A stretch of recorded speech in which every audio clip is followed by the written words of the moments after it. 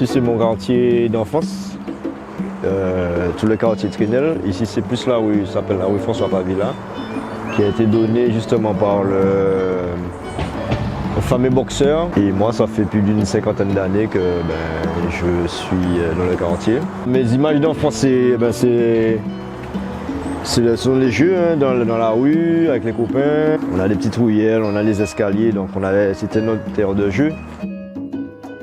Je viens d'une famille modeste, père marin pêcheur, mère qui travaillait chez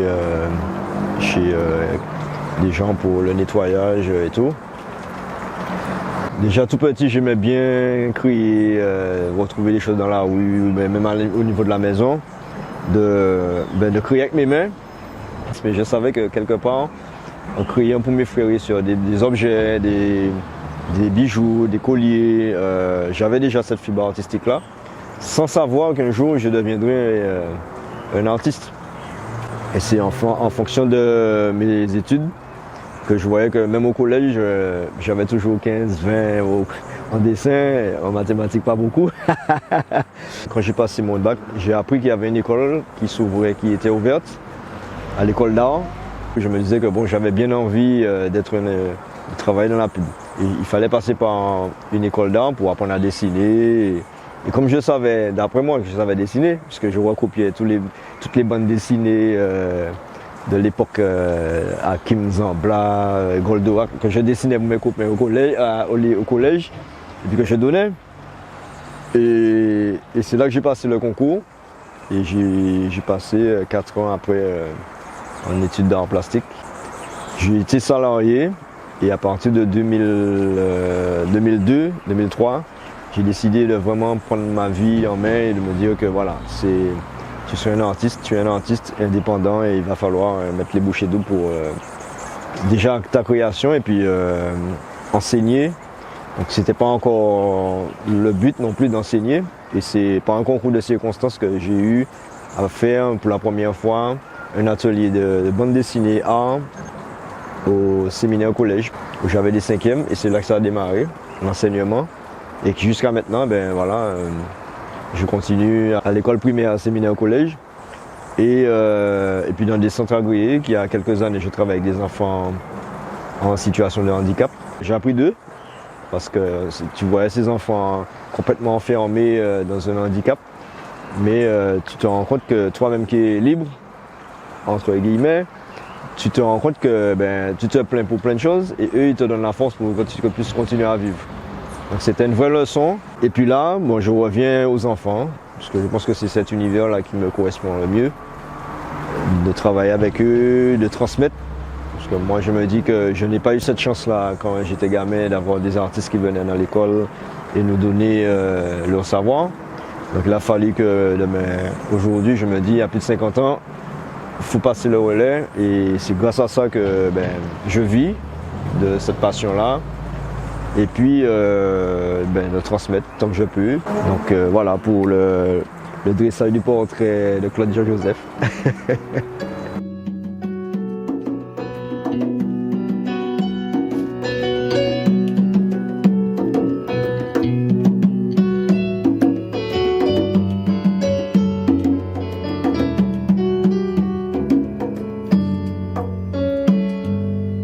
L'avantage qu'on a aussi dans le quartier comme ça, c'est qu'on a à manger, on a les arbres à pain, les avocatiers, et ça c'est l'héritage des anciens qui avaient cette volonté de toujours subsister, malgré le temps était très dur à l'époque.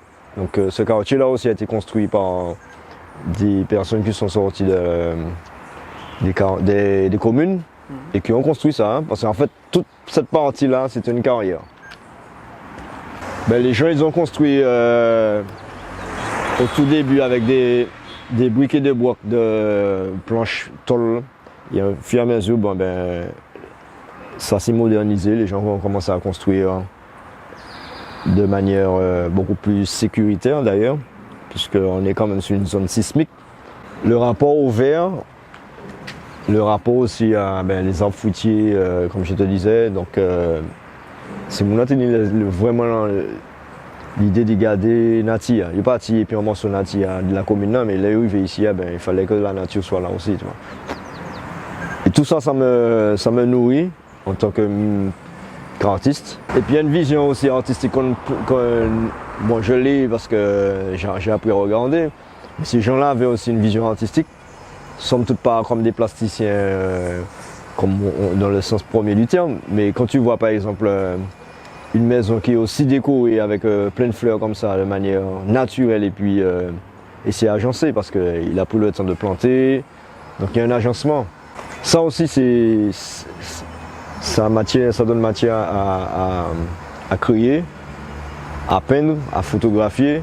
Pour moi, quand je regarde par exemple les arbres qui sont là avec tous les entrelacs de grillages comme ça, pour moi tout ça c'est de la sculpture. Même si elle est éphémère, mais c'est de la sculpture pour moi. Je vois ça comme des objets de sculpture, des créations. Alors les personnes vont les déposer comme ça pour barrer, pour effectivement sécuriser aussi la maison. Mais il y a aussi tout un acte artistique que moi je vois.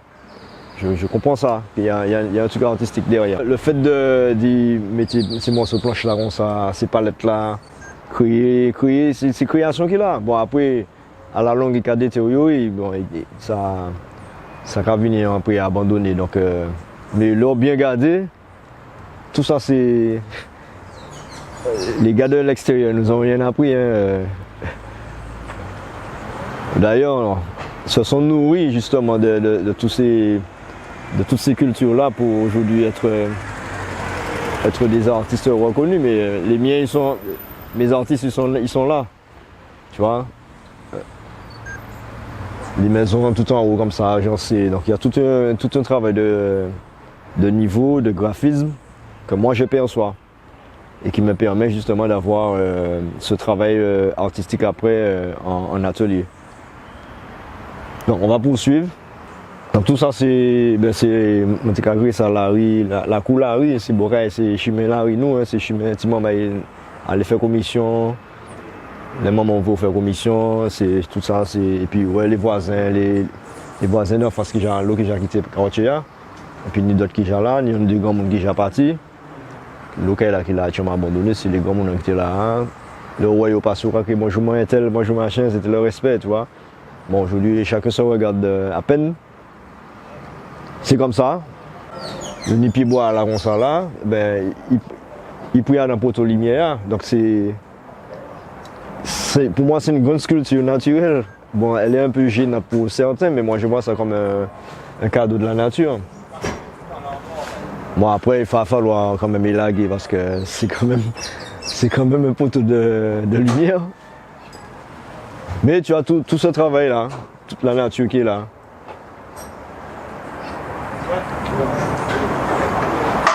Donc, tout ça aussi, c'était Tichi, mais je vais continuer à point d'ailleurs. Si je mets comme ça que moi là, je vais descendre pour joindre quartier en bas, en fond la Trinelle là, Terre Saint-Ville. Donc c'est mon déjà l'esprit là, de construire des petits chimères la rue, chimères la vie, pour l'État à passer là, quoi, ouais, moi un tel, mission un tel. Et des gens qui parlent de quartier, mais les gens en bas, maman, mais c'est loin, mais non, mais tu fais même pas ça en 5 minutes, quoi, tu vois, parce que c'est les entrecroisements d'escalier et en fait tu es là, près de l'église, tu fais ça en 5 minutes, même pas. Parce que moi je ne vois pas la distance comme les autres. Parce que je suis dedans tout le temps. Et les gens ils avaient cette pensée-là, de comment intervenir rapidement s'il y avait un danger. Moi j'ai eu cette réflexion-là parce que bon, on m'a appris à avoir une pensée, à voir différemment. Que quelqu'un qui est là et qui va juste passer là, il ne va pas regarder tout ce qui se passe autour. Maintenant, non, moi, je suis toujours émerveillé par tout ce que je vois. Là, le mur, c'est de l'émerveillement. Tout ce bouquet de fleurs comme ça, là, pour moi, c'est de la peinture, c'est de la photographie, c'est de l'art. Tout ça, c'est de l'art pour moi. Et justement, maintenant, je tente de transmettre ça aux enfants quand on dessine dans la nature, je leur apprends à regarder différemment. Ils n'ont pas cette vision naturelle des choses. Et de plus en plus, on enlève ça. On leur enlève ça et c'est une part de rêve qu'on enlève pour les enfants aussi, hein, pour moi, ça c'est indéniable.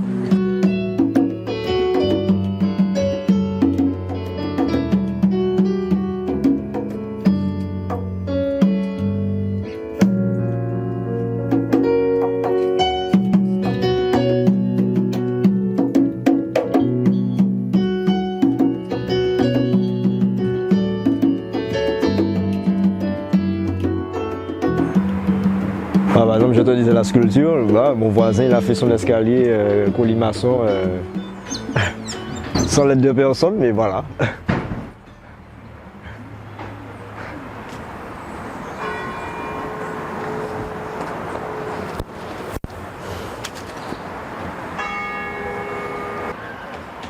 Donc, bienvenue dans la maison familiale.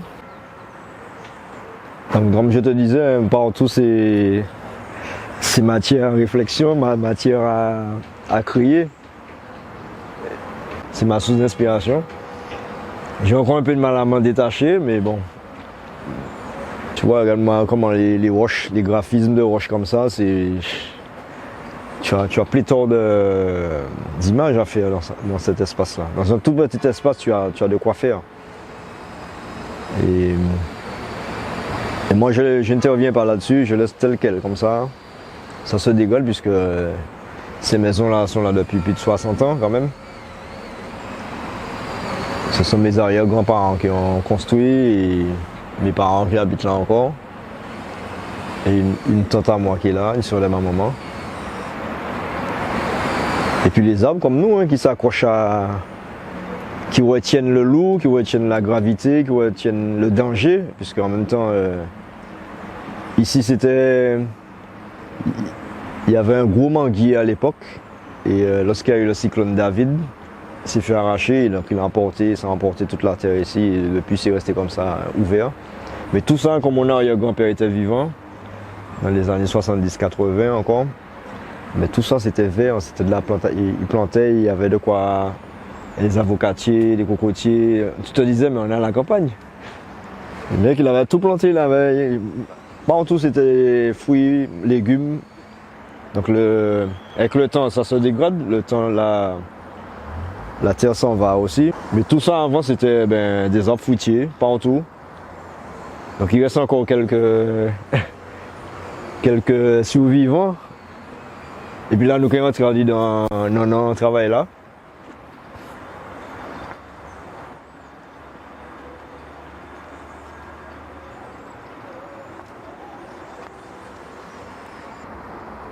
Donc voilà, c'est mon univers. Et puis là, nous avons grandi dans Caille Création. Hein. C'était ici, là, c'était mon lieu de jeu hein, avec mes frères et soeurs dans les escaliers. C'était la véranda là où ma grand-mère avait ça. Mon arrière-grand-mère, parce que j'ai vécu avec mes arrière-grands-parents quand même, j'ai eu le temps de les connaître. Jusqu'à l'âge de 17 ans, 16 ans, 17 ans. Et là, c'était la table, on avait la table, et c'est là où on a commencé, et la musique là, on a parlé, m'a dit musique là. La véranda était ici, donc c'était comme ça, le manguier, tout ça, à l'époque. Et il y avait une table, et c'est là où on a joué tambour, la table, la grande c'était qu'à jouer la boue. Et c'est là que j'ai commencé à vraiment faire de la tambour, jouer dans les tables là. Et puis j'animais avec mes frères et soeurs, parce qu'il y avait les voisins en bas qui montaient, on restait dans les escaliers, puis on jouait. C'était notre heure de jeu, c'était ici. L'esprit là. Parce que chaque belle a ramassé, qui bol en mer, qui file fait, qui tout belle comme ça. Par exemple là, j'ai ramassé des graines il n'y a pas longtemps, du bois. Tout ça c'est matière après à la création.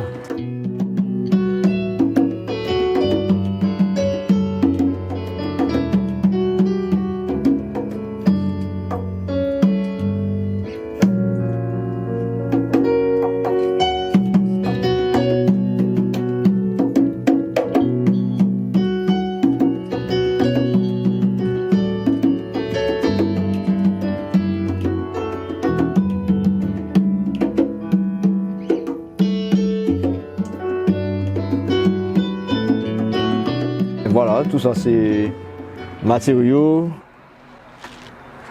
On ne sait pas encore ce que ça va donner, mais ça reste encore un peu stocké là. Ça commence à faire beaucoup.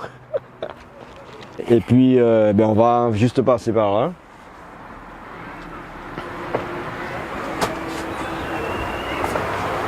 Donc bon vini, mais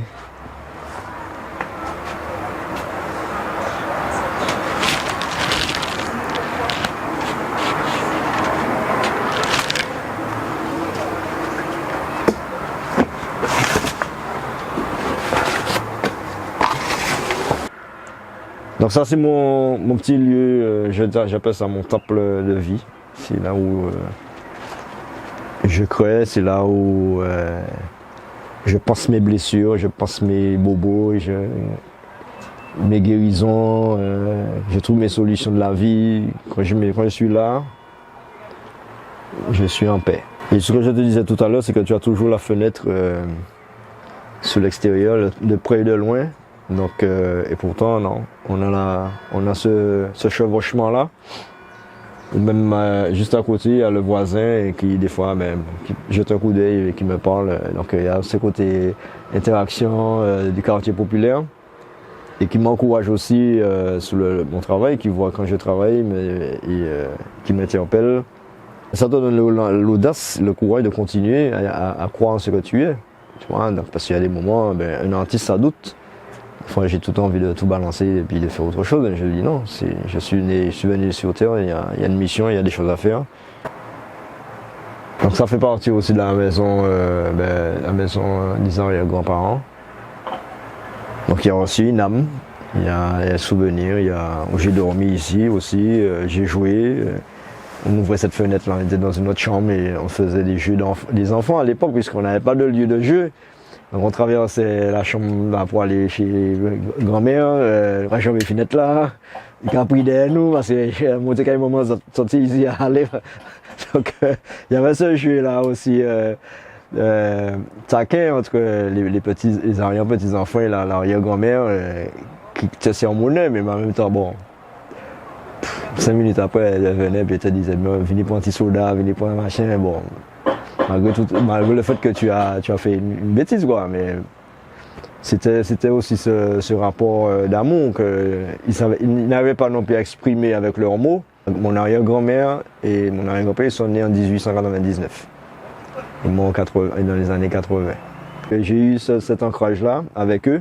50 ans avant leur naissance, leurs parents même étaient sous les habitations. Il y a matière à réflexion et se dire pourquoi nous, aujourd'hui, on est dans ça.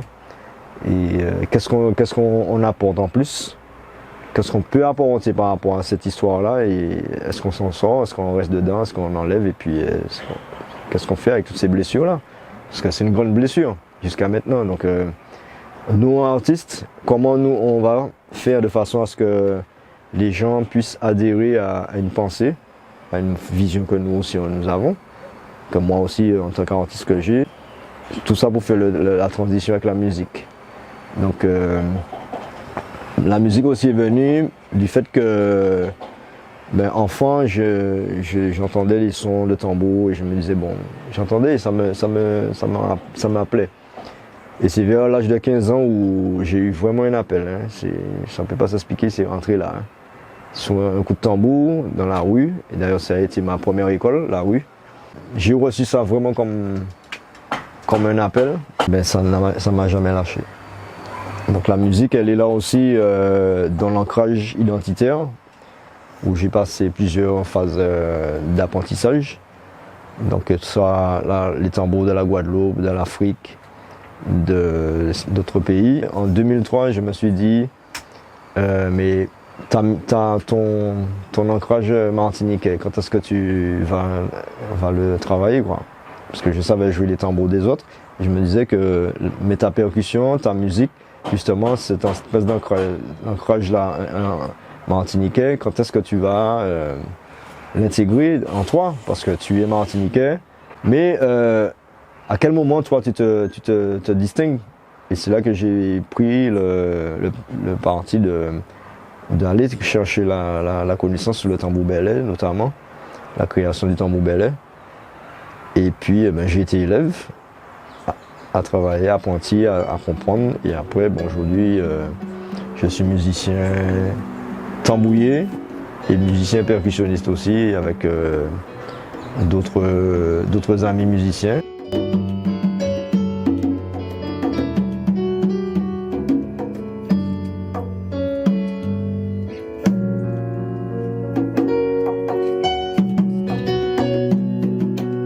J'ai été repéré par quelqu'un qui m'a dit non, faut que tu ailles là, c'est ça, dans ça. Et puis aujourd'hui, ce sont mes grands frères avec qui je travaille, quand je collabore sur des projets d'albums. Et ils avaient bien vu. Donc tout ça aussi me permet de comprendre qui je suis et puis vers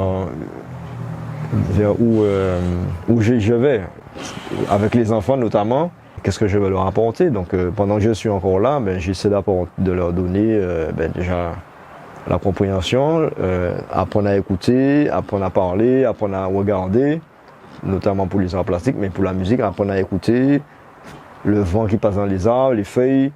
Donc comme moi j'étais émerveillé, un gamin, je me dis mais ces enfants-là, ils sont en train de perdre tellement de choses. Et qui va leur apprendre toutes ces choses-là quand ils vont devenir des adultes, eux-mêmes ils seront des parents. Est-ce qu'ils auront cette force-là de donner à leurs enfants la même vision que moi j'ai eue quand j'étais enfant? Et si on ne fait pas ce travail-là maintenant, c'est perdu. Hein. La sphère même politique n'a pas cette vision de recentrer l'enfance, recentrer la vie dans la cité de manière naturelle. Voilà, donc je trouve qu'il y a un manque de vision politique par rapport à ça. En faisant des ateliers, je vois que les enfants, ils n'arrivent pas à entendre, à prendre des odeurs, parce qu'ils sont fermés dans des schémas. Et il faut aussi que des artistes, des musiciens, des associations sortent ces enfants-là de cette espèce de petit carcan là qui est installé et qui aussi les enferme, parce que toute la technologie aujourd'hui prend le dessus et l'enfance passe à la trappe. Et on s'étonne qu'aujourd'hui les enfants sont malheureux, ils sont en dépression à 10 ans, à 15 ans, à 11 ans. Non. Nous on n'était pas dépressifs à 11 ans, parce qu'on avait tout. Il y avait des choses qui nous manquaient certes, mais le jeu était là, la relation avec les anciens, la relation à la rue. Moi, des fois ça m'attriste, mais je me dis que tout n'est pas perdu. Il y a encore des gens qui ont ce savoir-là. Donc c'est là qu'il faut appuyer. Il faut continuer à appuyer, parce que dans 15-20 ans, là, la Martinique, si elle continue comme ça, on sera des locataires. Pour moi, ça c'est clair.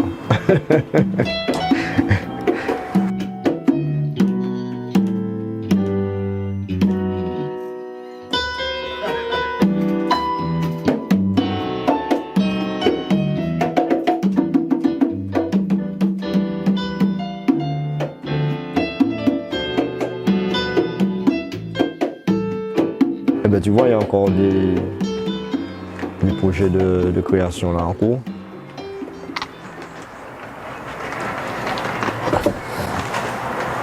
Donc sur le travail vestimentaire. Donc j'ai pris le parti de travailler sur le t-shirt, parce que je me dis que tout le monde ne peut pas avoir une toile accrochée à la maison. Tu vas accrocher la toile sur toi. Et tu vas la porter, c'est la galerie vivante. Donc c'est un choix, et puis bon, ça me permet aussi d'avoir des revenus, parce que maintenant mon travail commence à être reconnu au niveau des t-shirts, et puis même d'autres objets de création. Mais c'est bien les oiseaux qui chantent. Comme tu dis, hein, tout est à sa place. Pour que ce soit quand même joli à porter. Et que la personne ne soit pas déçue non plus. Comme je disais, l'émerveillement que j'ai quand je vois des choses, mais il faut que quand les gens voient mon travail, ben, c'est la même chose, avec un regard émerveillé.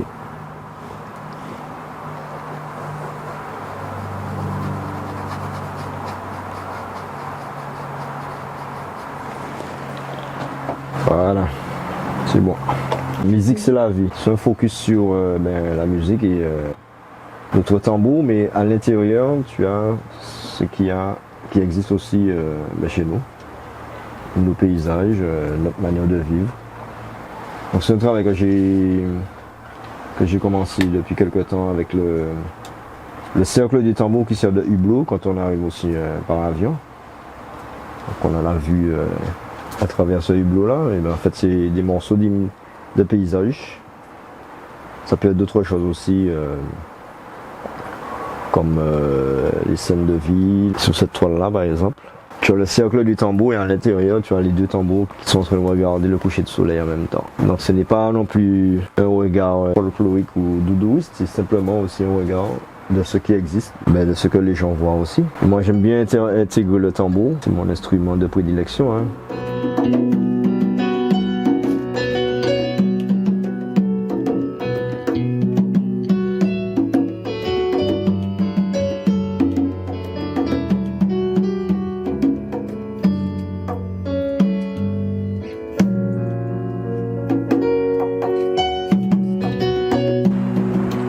Je ne suis pas un peintre conventionnel.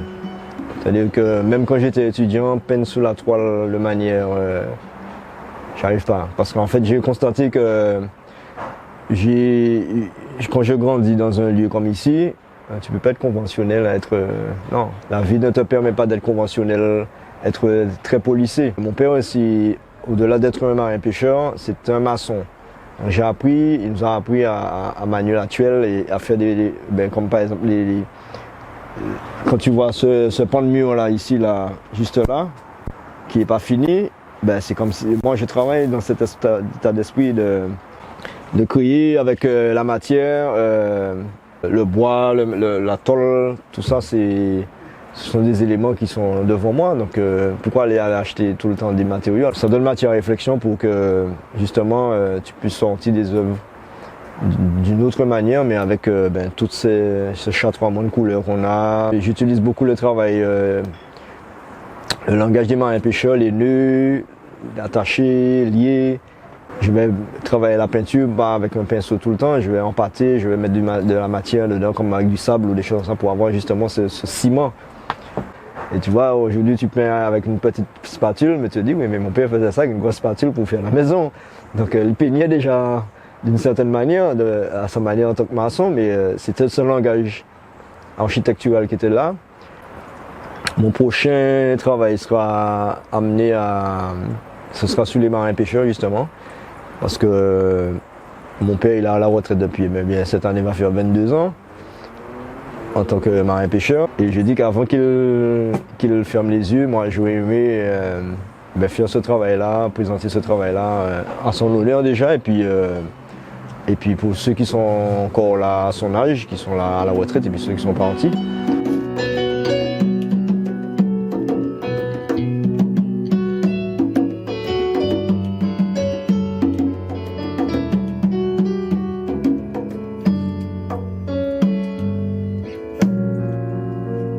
Moi je vais t'expliquer ce matin, les architectures, les maisons comme ça, voilà.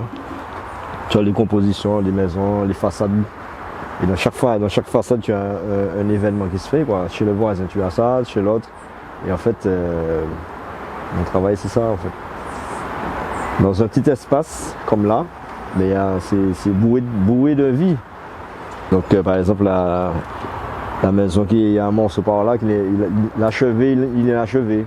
Donc un peu comme on voit partout, les maisons qui sont commencées et qui ne sont pas terminées parce que faute de budget, il n'y a pas d'argent, on laisse la maison comme ça et 20 ans après tu retrouves l'architecture comme ça. Et ce sont des morceaux de vie, un peu comme chez mes grands-parents,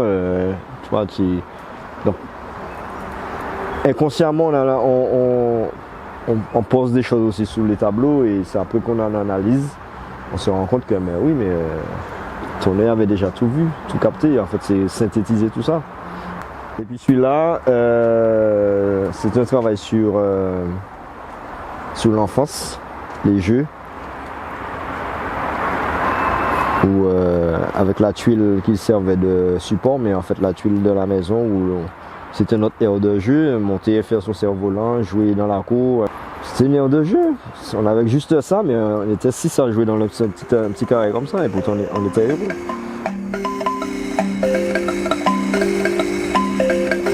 Je m'initie un peu à la kalimba depuis quelques temps. Et puis pour la percussion, notamment sous le caron aussi, le tambour belay. Donc je suis assez, on va dire, multi-instrumentiste. Donc la percussion, oui, c'est vraiment quelque chose aussi qui a pris une grande place dans ma vie.